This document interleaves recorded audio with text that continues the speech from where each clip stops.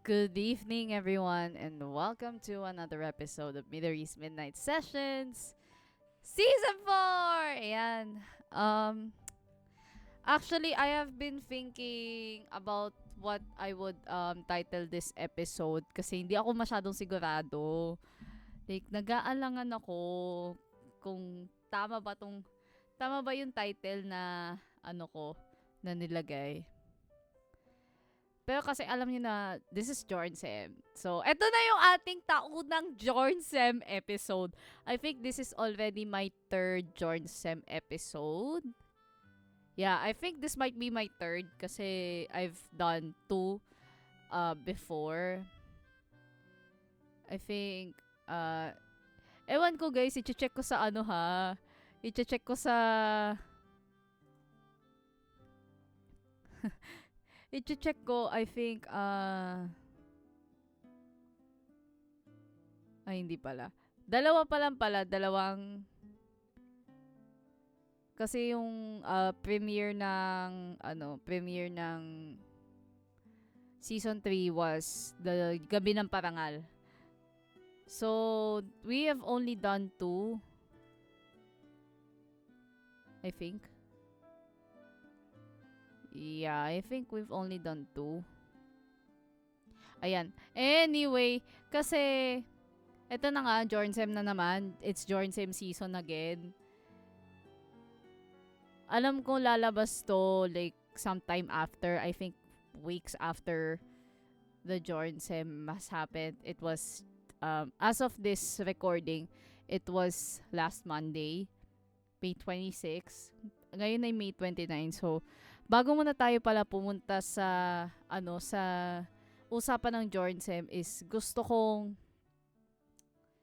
I really wanted to tell you a little bit about what happened last Wednesday. Kasi guys,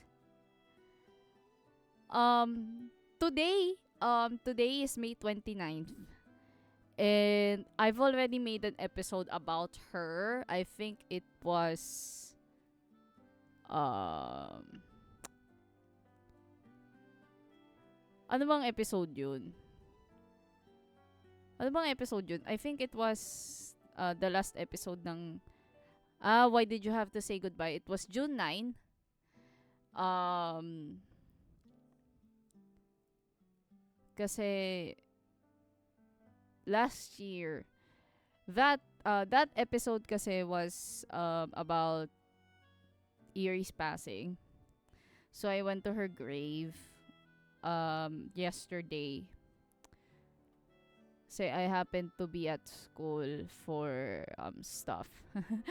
There it was supposed to be therapy, but um yeah, I was medyo busy si Doc, so sorry na. So sorry Doc. Sorry na Doc. Oh my god. But anyway, ang ganda kasi nagpakita siya sa akin just before I went. And I brought this little boy right here.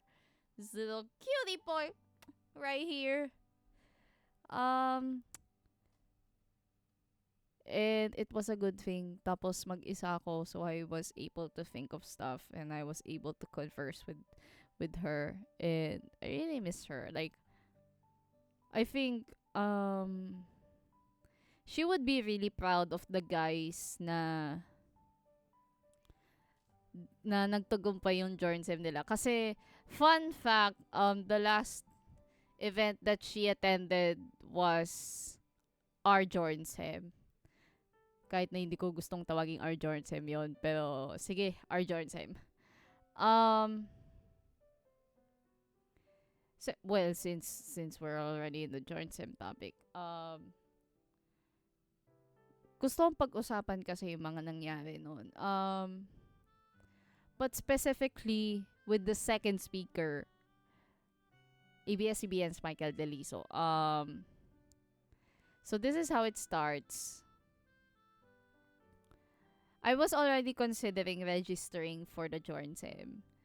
syempre, may pera na ako nakalaan to pay for it. Pero I was short on money then. Then, nagkaroon nga ng performance sa Baratillo. So, I was able to accumulate 5,000 na talent fee galing doon. And,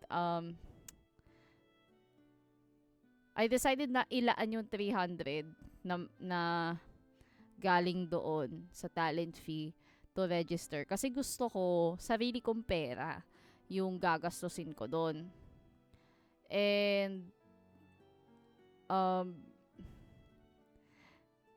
then, May 19, a week before the Jornsem, tsaka nilabas yung first speaker reveal. And, alam nyo ba guys, hinulaan ko siya. Like, I tried to decipher in, like, 8 siya pinost. Kasi tinigan ko kanina sa stream. 8 siya pinost. And I immediately got to work. So, ang clue nun was ABS-CBN, MJD, and then number 52. And, syempre napaisip ako, parang hindi ko makonect. Somehow nako-connect ko yung first 2 clues. So, sabi ko, baka patrol ng Pilipino. Yun yung line of thought. Baka patrol ng Pilipino. So, naghanap ako ng videos ng patrol ng Pilipino. Pero parang naisip ko, baka nagradyo to. Kasi bakit may number 52? And then, sige, nag-click siya somehow. Kasi, I was chatting with Kuya Anjo. Like, nagpatulong ako kay Kuya Anjo, Bagawisan. Sabi ko, Kuya, kilala niyo ba kung sino to? Kasi nag-chat kami. Tapos, hindi ko pa nakikita yung DMs niya. Napag-connect ko na siya sa mind ko. So, okay. Di ba si Kuya Anjo nagraradyo siya? So, I was trying to look for sakto reports from 2020 yata yun to 2022, I think. And then, naisip ko yung call sign video ng Radyo Patrol. TV Patrol. Patrol ng Pilipino rather did a video about call signs ng mga Radyo Patrol reporters for World Radio Day. And then, pinanood ko yung, I think it was in the first few minutes. Tapos, nung nakita ko na number 52 nga si Kuya Michael, I was like, as in talagang nagwawala ako sa kwarto. I tell you, like, nagwawala po talaga ako sa kwarto. To the point na naririnig ng kuya ko na naglalaro dito. Pero oh my God, like, so I was able to guess it like, you are not in, ang comment ko doon sa post was, you are not inviting Michael Deliso, you are not inviting Michael Deliso. Oh my God, like, pero yun, kasi talaga yung reaction ko. Like, you are not inviting him. You are not, this is a joke. This is a fluke. Like, what the hell? Okay, this is not real. This is not real. This is a joke. You are not inviting this man. You are not inviting this man. I tell you.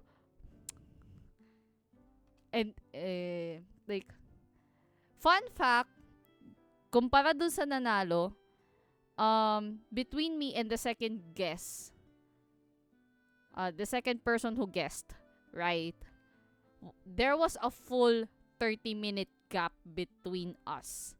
So, I would have won had I not entered another contest ng Jornsem na yon. So, nanalo ako guys ng bote ng tubig at pamaypay. Yung pamaypay na yung ginagamit ko pang paypay pag nagsiset spray ako. Yon. So, ito yung, like, okay, natapos na yung first speaker. I don't really know if he recognized me, like, hello po, Sir Mark. Or Kuya Mark, rather. Kasi, ang tawag ko sa mga seniors ko are just kuyas and ates. And they're fine with it. Like, Kuya Anjo, I could call him Kuya Anjo, and it's fine with it. Like, Sir Anjo is like, really, people? Why? Like, I would only call somebody sir or ma'am. Or, ang very informal tawag ko is mare. Pag ano na sila, like, angkor, basta somewhat may clout pa. May clout. Maring Carmina, Maring Karen, Maring Zen, ganyan. Ganyan ang tawag ko. So, I've gotten used to calling the reporters just kuyas and ates. So, that's how, ano, parang ganun lang, like, seniors ko naman yan, technically. Kahit di pa ako nakakapasok na industriya, sige, tawagin na natin kuya at ate. Ayan, Kuya Pao, Barcelona, Ate Darlene Kai. Nung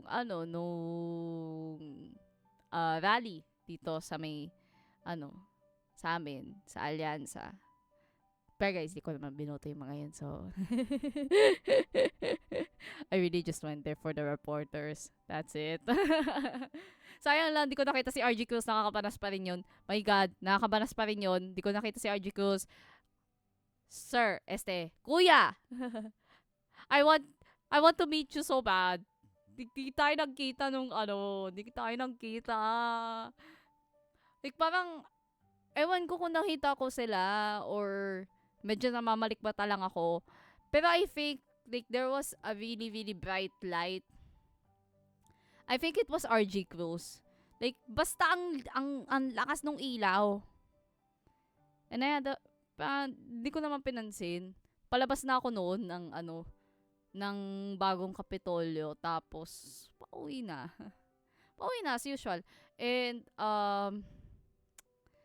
ito na nga,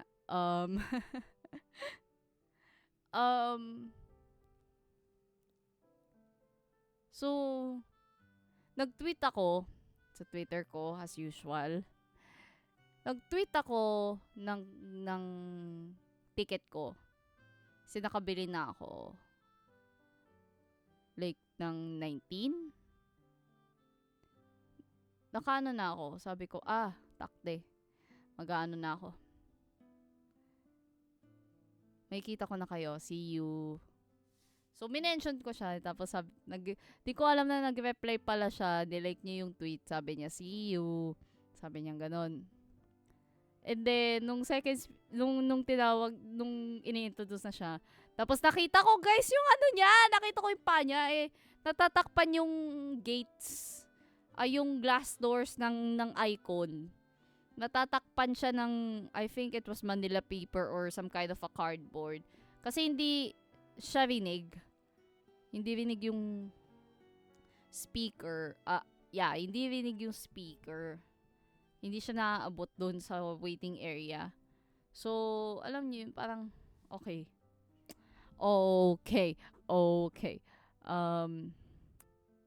And then, ito na nga yung introduction niya.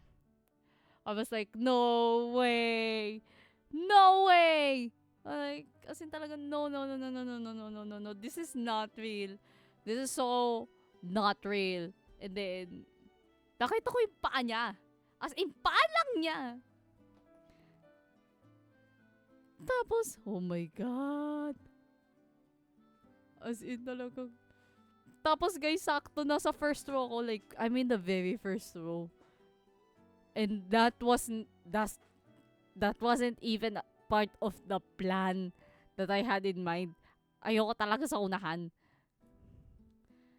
Like, I'm fine with being in front sa klase. Pero hindi sa ganito. So, dala ko siya. Dala ko tong batang to. Tapos, di pinaposonan. I didn't know how it happened. Check nyo lang sa vlog. I will, uh, yan. I will do it right here. Yan, makikita nyo yan. Um, then, like, talagang kinikilig ako. As in, guys, like, kung alam nyo lang, kinikilig talaga ako. Parang hindi ko ini-expect shit. Okay nang, oh my God, like, parang karangalan. Char! Karangalan po makita ko kayo. Oo, ika-cloud chase ko to, punyeta. This is my moment, bitch. Oo, mangka-cloud chase ako dito, no? Ano ba kayo? Like, um, pag like, tinawag ko siya, lumabas siya, like, what? Like, oh my God. Is this for real? Like, this is honestly for real. For real, for real? And then, like, oh my God, like, it's just an honor to be in your presence. Oh my God. And then, guys, in the middle of his talk, sabi niya, andito ba si Sunshine Pyong? Yung ko sa Twitter is Sunshine Pyong.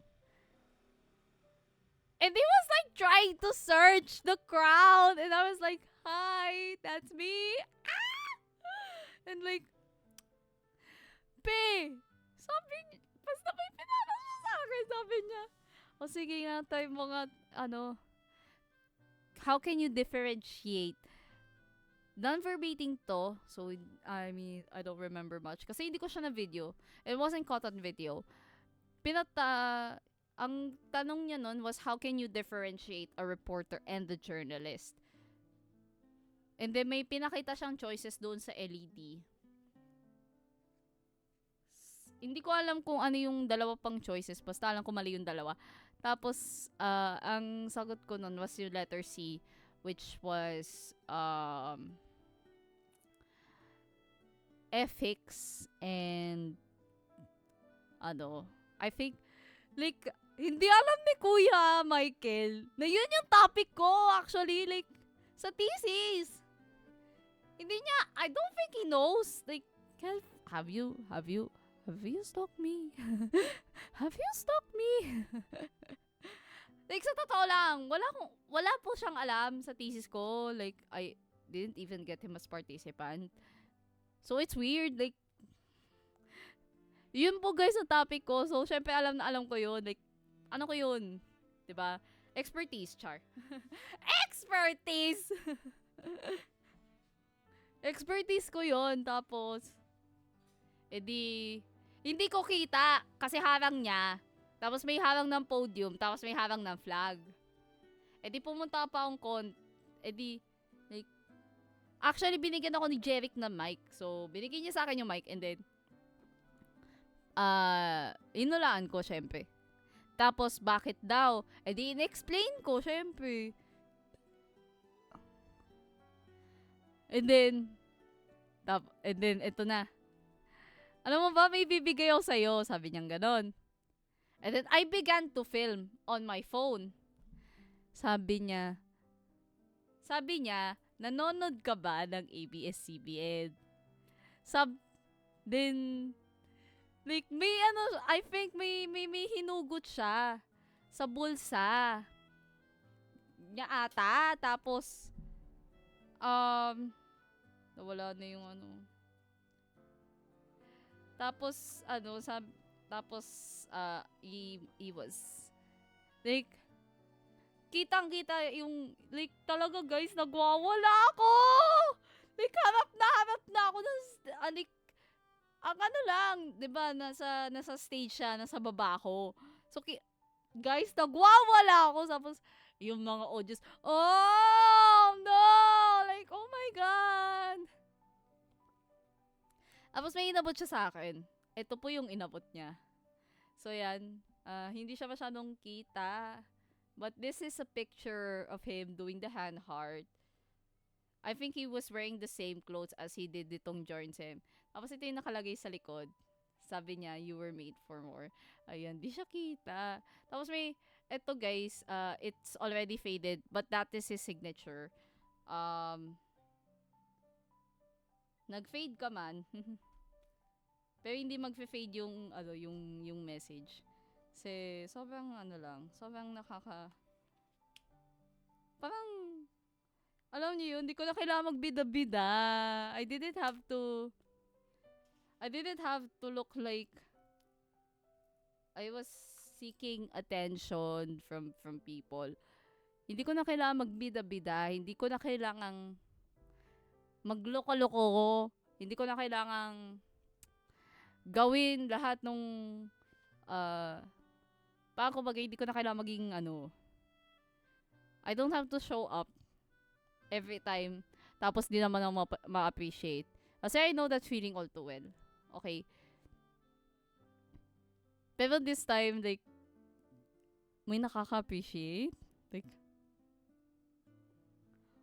what? Like, how? I don't know. Seriously? Are you for real? Like, alam niyo yung, hindi naman niya kailangan gawin, pero ginawa niya pa rin. You didn't have to, like, sabi ko nga sa DM ko sa kanya sa IG, sabi ko, Kuya, hindi nyo na kailangan gawin yun. Like, alam nyo ba? And this is like really coming from a fangirl perspective. I was just fine breathing the same air and being in the same room as you. Okay? Sapat na yun! Wala na akong hinihinging iba. For the record, mga bakla, wala na akong hinihingi. As in, wala. Sana maintindihan to. Like, I was so fine being in the same room, being in his presence. Like, this is somebody I admire, and I admire all the reporters ng ABS-CBN, and I admire all the reporters na I've come to know, whether they're whether on screen, whether in real life, whether online. I admire these people. And I have for a long time now. Pero the fact na sila naman parang, eto nga, you were made for more. Bakit hindi? Sabi nga ni Kuya Anjo.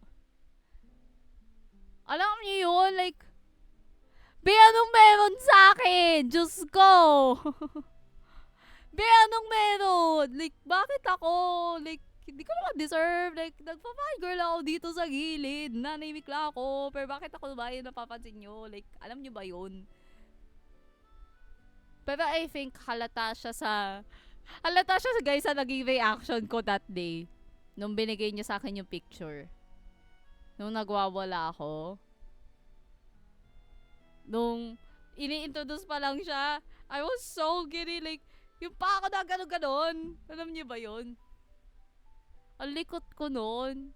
First row pa man din! Shoota! Hindi ko na-expect na mapapansin ako. Like, Kuya, I really wasn't expecting to be noticed. Alam nyo ba? Like, okay na talaga ako. Solve na ako makinig. Kasi, sabi ko nga kay Pat, nung tinanong niya ako kung bakit daw, pumunta pa ako. Kahit na alam niyo yun, parang I'm literally going through a hard time. Sabi ko, I'm a fangirl first. Before I became a journalist, I was a fangirl first. And I want to stay that way, you know? So, mag-fangirl. Gusto ko mahumaling. Kasi that's how I got my passion for journalism in the first place. I was watching these people, whether in television. Ngayong araw, nag-relaunch ang DZMM. They've brought back that iconic teleradyo and the stingers and just the DZMM brand as a whole. They've brought it back. And sa mga nanood ng stream ko sa gaming channel, which is Midoriñan, 3A, makikita nyo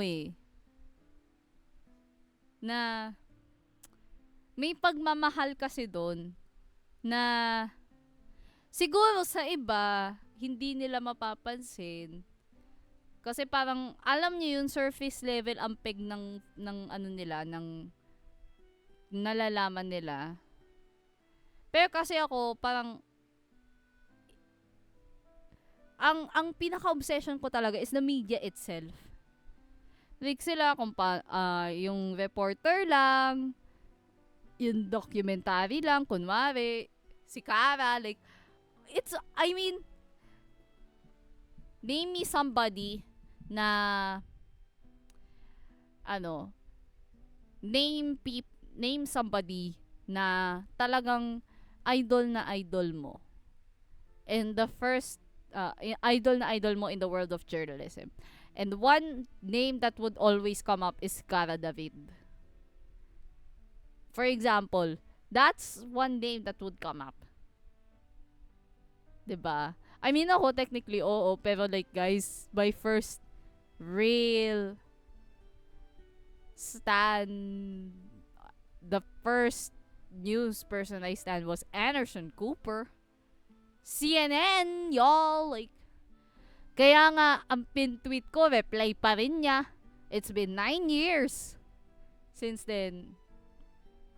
Alam niyo yun, parang, ako ang gusto ko talaga, yung mga reporter. I want to be a reporter. I don't want to be an anchor. I want to stay in that plane. I want to report on the field. I want to tour the world and report on what's happening. That's it. It doesn't have to be very large. Minsan nga, naiisip ko na, alam niyo yun, sobrang, parang, nung Monday nga na-affirm ko, that was really affirmed na, shit, ang saya pala mag-fangirl over reporters. At kung ito lang naman ang balik, puta, I will stay a fangirl forever. Kung ito lang ang balik, I will stay a fangirl forever. Like, sabi ko nga, bahala na kung anong maging sweldo ko. I don't fucking care. If I get to be in the same room as the people that I admire, if I get to be breathing the same air as them, sapat na yun! Hindi ko na kailangan ng sobrang magagarbong kasi feel ko naman makukuha ko naman yung sa music. Feel ko naman makukuha ko naman yung sa mga kanta ko, guys. Like, may parang, paano ba? Ano ba yung tawag doon? Like, basta may tawag doon parang income something. Like, basta may secondary income ba yun? Secondary income ba? Or, passive income yun. Yun, may passive income ako sa music. So, hindi ko kailangan ng like, my music will stay. I mean, si Badet Sembrano nga, nakakapag di ba? Nakapag-release nga ng music si Bakla. Si Lord De Vera din, I can't. Badet Sembrano is in channel 2, ha? Baka mamaya, Ma'am Francis, like, if ever i-hire niyo ako, wag niyo po akong like, please don't let my music be taken down. Sayang din, kasi halos lahat ng royalties ay sa akin manggagaling. Ay sa akin mapupunta, rather. 'Di ba? Tingnan nyo guys, nakikita nyo yung ko. May pasa pa yan. Diyos ko. May pasa pa to. Nung part na napaluhod ako. Kasi na-receive ko nga yung photo ni... Diyos ko. Guys, di pa ako makapaniwala. My God, like, can you believe? Parang kahit ganong immediate aftermath noon, parang hindi pa ako makapaniwala. Like, pinapakita ko sa mga kasama ko na, oh my God, this is the picture. Alam niyo yun, like, gusto ko magwala, syempre, like, yun na nga yung sinasabi ko, fangirl ako. I'm a fangirl at heart. Ito nga, naisip ko. um, iano natin, haguin natin sa quote ni Satoru Iwata, former president of Nintendo. Sabi niya kasi, on my business card, I'm a corporate president. In my mind, I'm a developer. But in my heart, I'm a gamer. Pero i-reword natin to fit the context of journalism. On my business card, I'm a journalist. In my mind, I'm a storyteller. But in my heart, I'm a fangirl! At dyan nagtatapos ang episode na to ng Middle East Midnight Sessions. I will see you next time. Bye-bye! Bye-bye ka, Mang! Bye-bye! Bye-bye! Bye-bye na! Bye-bye!